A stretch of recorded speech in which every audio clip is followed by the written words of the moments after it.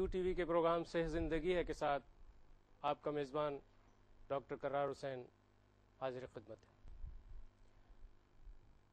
ناظرین، کیو T V ہمیشہ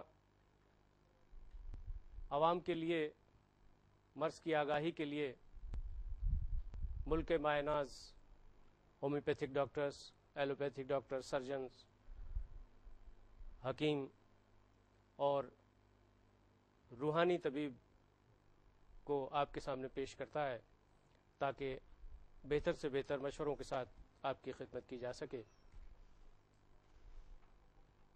میں اپنے شرکاء کا تعارف کرانے سے پہلے طب نبوی کے حوالے سے، ارشادات نبوی کے حوالے سے دو ارشادات آپ کی خدمت میں پیش کرنا چاہتا ہوں کہ ارشاد رسالت المآب ہے، رسالت المآب صلی اللہ علیہ وآلہ وسلم ہے کہ اشتہا انتہا پر پہنچے، یعنی بھوک جب انتہا پر پہنچے تو کھانا چاہیے، اور جیسا کہ ہم نے اپنے پچھلے پروگرام میں بھی عرض کیا تھا کہ پیٹ کو خالی رکھ کر کھایا جائے اور بسم اللہ سے اس کو شروع کیا جائے، اللہ اس میں برکت دے گا۔ اور ظاہر ہے کہ ناظرین، اگر ہم ان اصولوں پر عمل کریں گے تو صحت کے بہت سارے مسائل ایسے ہیں جو کہ خود بخود حل ہو جائیں گے۔ میں اپنے شرکاء کا تعارف کراتا ہوں۔ ہمارے پہلے مہمان محترم پروفیسر مقصود الہی نقشبندی صاحب ہیں۔ آپ گورنمنٹ ڈگری کالج نارتھ میں پروفیسر کی حیثیت سے خدمات انجام دے رہے ہیں، اور اس کے علاوہ آپ سرپرست ہیں اسلامی روحانی مشن کے۔ آپ کو اکثر ٹی وی پر دیکھا جاتا ہے اور آپ انتہائی کونا مشق استاد کی حیثیت سے اور روحانی پیشوا کی حیثیت سے خدمات انجام دے رہے ہیں۔ ہمارے دوسرے مہمان حکیم سید عبدالباسط صاحب ہیں۔ ان کو بھی آپ مختلف چینلز پر اور خاص طور پر ARY اور کیو ٹی وی پر آپ دیکھتے ہیں اور آپ طبی مشوروں سے نوازتے ہیں۔ آپ فاضل طب و جراحت ہیں اور اسلامی اسکالر ہیں۔ ہمارے تیسرے مہمان محترم جناب پروفیسر ڈاکٹر اکبر این کاشف صاحب ہیں۔ آپ پروفیسر ہیں انصاری ہومیوپیتھک میڈیکل کالج میں اور ایک مانے ہوئے استاد تصور کیے جاتے ہیں۔ ہماری چوتھی شخصیت کسی تعارف کی محتاج نہیں ہے۔ آپ ENT سرجن ہیں، محترم جناب ڈاکٹر فصیح اللہ میر صاحب۔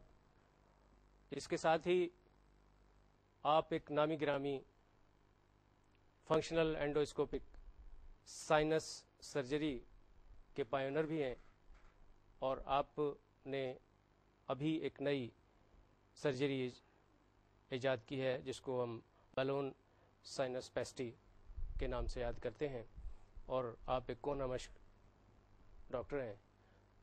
میں ڈاکٹر مقصود صاحب آپ سے پھر وہی سوال کروں گا جو میں نے پچھلے پروگرام میں کیا تھا کہ روحانی اعتبار سے ہم جگر کے امراض میں روحانی علاج سے، طب نبوی کے حوالے سے، قرآن حکیم کے حوالے سے کیا استفادہ حاصل کر سکتے ہیں؟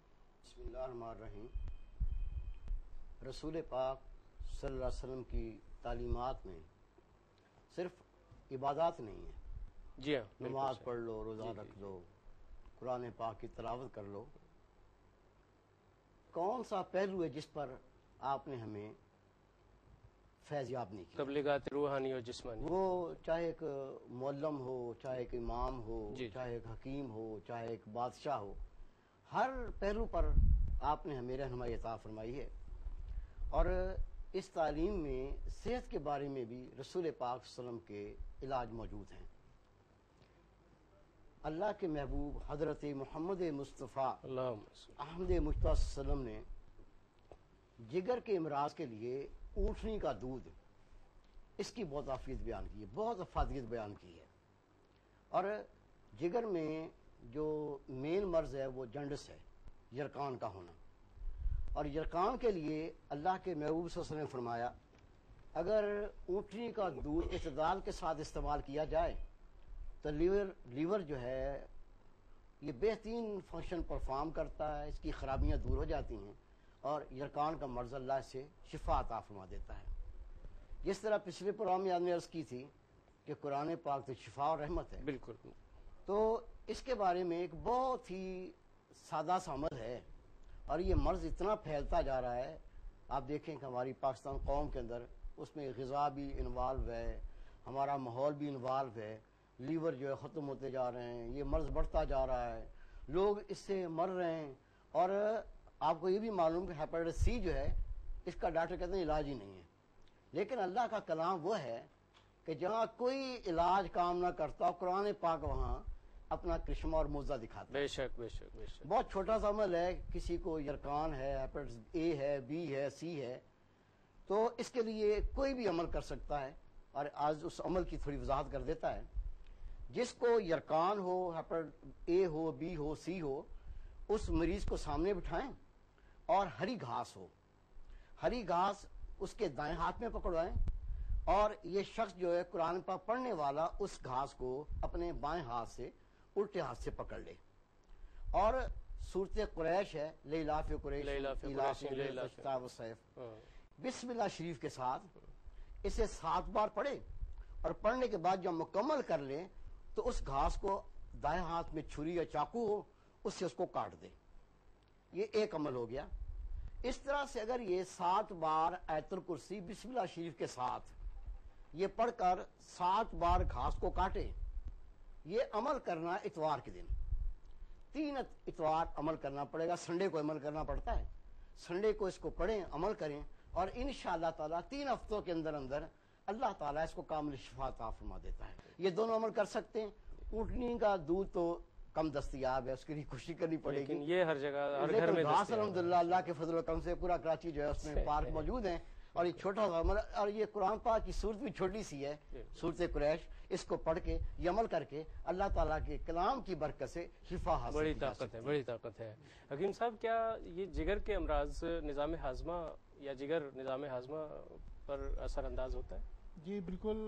Liver is the food factory, اور جگر ایک ایسا عضو ہے جو ہمارے جسم کے اندر اہم حیثیت رکھتا ہے. نمبر 1 تو یہ کہ خون بنانے کا عمل، آکسیجن لینے کا عمل، اور یہاں تک کہ جو ہمارے انسولین کی جو اسٹاک جو ہوتا ہے وہ تک جگر کے اندر موجود ہوتا ہے. عموماً لوگوں کو آپ دیکھیں کہ شوگر کا مرض ہوتا ہے، وہ ہو جاتا ہے، لیکن کافی عرصے تک ان کو جو ہے جگر جو ہے وہ انسولین فراہم کرتا ہے جو اس کے پاس اسٹاک ہوتا ہے، اور ان کو پتہ بھی نہیں چلتا کہ ہمیں شوگر ہے.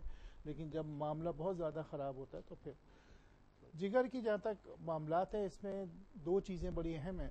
پہلی بات تو وقتی یرقان، جسے مختصر وقت کے لیے ہوتا ہے. ہیپیٹائٹس اے کا بھی نام دیا گیا، اور 1982 میں تو ہیپیٹائٹس بی جو ہے وہ دریافت ہوا، اور اس کے بعد 92 میں ایک ایسا ہیپیٹائٹس کہا گیا کہ نان بی اور نان ڈی، اس کو ہیپیٹائٹس سی کا نام دیا گیا 1982 میں.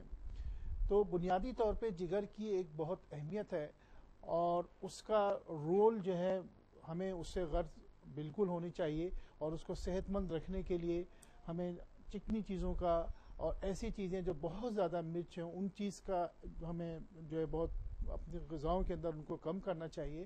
جہاں تک وہ لوگ جو مبتلا ہو گئے ہیں ان کے لیے میں ایک نسخہ، جیسے کہ مولانا نے عرض کیا، تو ایک ایسی چیز ہے کہ آپ مٹکا لیجئے. تو وہ لوگ جو ہیپیٹائٹس سی کے پیشنٹ ہیں، وہ لوگ جو ہیپیٹائٹس بی کے پیشنٹ ہیں، یرقان چونکہ ہمارا ٹاپک تو ہے بٹ وہ وقتی طور پہ ہوتا ہے، وہ روحانی عمل سے بھی صحیح ہو سکتا ہے. اور وہ صرف اس کے لیے پہلے میں بتا دوں، یرقان کے لیے آپ پھٹکری لیجئے، اور لینے کے بعد اس کو توے میں ڈال کے کھیل کر لیں، اور اس کے بعد اس پھٹکری کو 2 چٹکی دہی میں ڈال کے آپ دن میں 4 مرتبہ مریض کو دیں گے. تیسرے دن انشاءاللہ تعالیٰ اس کا STPT بھی کنٹرول ہو جائے گا. یہ تو یرقان کا مسئلہ ہو گیا. جہاں تک ہیپیٹائٹس کا تعلق ہے، اس کے لیے ایک بڑا اہم نسخہ میں پیش کرتا ہوں. وہ یہ ہے کہ مٹکے میں آپ اونٹ کٹارا کی ایک جڑی بوٹی ہوتی ہے، اونٹ کٹارا مٹکے کے اندر 1 کلو ڈال دیجئے. اسی مٹکے کے اندر 1 پاؤ املی، 1 پاؤ زرش ایک جڑی بوٹی ہوتی ہے. نمبر 3 کے اندر سماق دانہ 1 پاؤ